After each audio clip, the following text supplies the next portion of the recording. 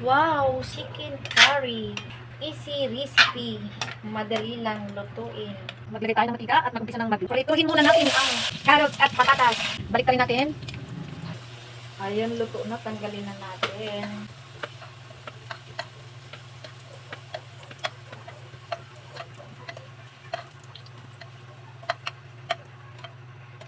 Isunod naman natin na ito.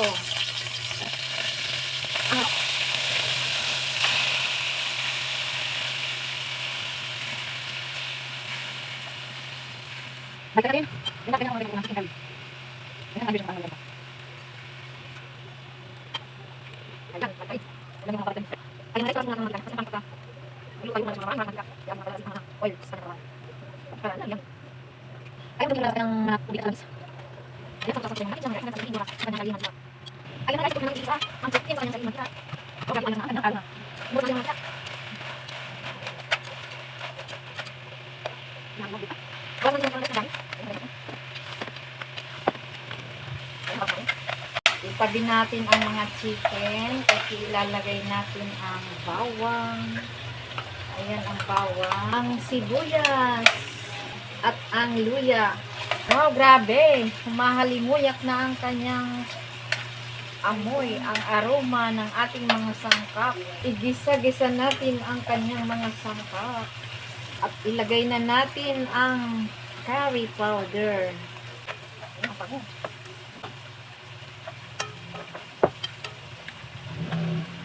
Ayan, haluin na natin.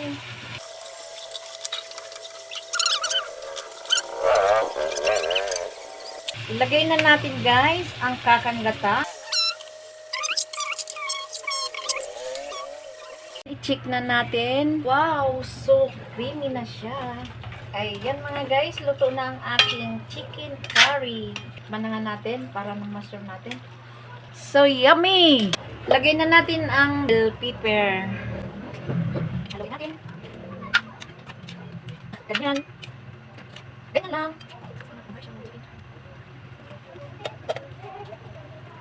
At ating isunod ang carrots at saka ang patatas. At syempre ang pampalasa. Ang ating magic. Para lalong yummy, lagyan natin siya ng cubes. Lagyan natin ng konting paminta. Kasi dati na yan, minarinate ko sa paminta. Haluin natin ulit. Takpan muna natin mga guys. After mga 3 minutes. Sigurado yan, luto na yan. Ayan mga guys, luto na ang aking chicken curry.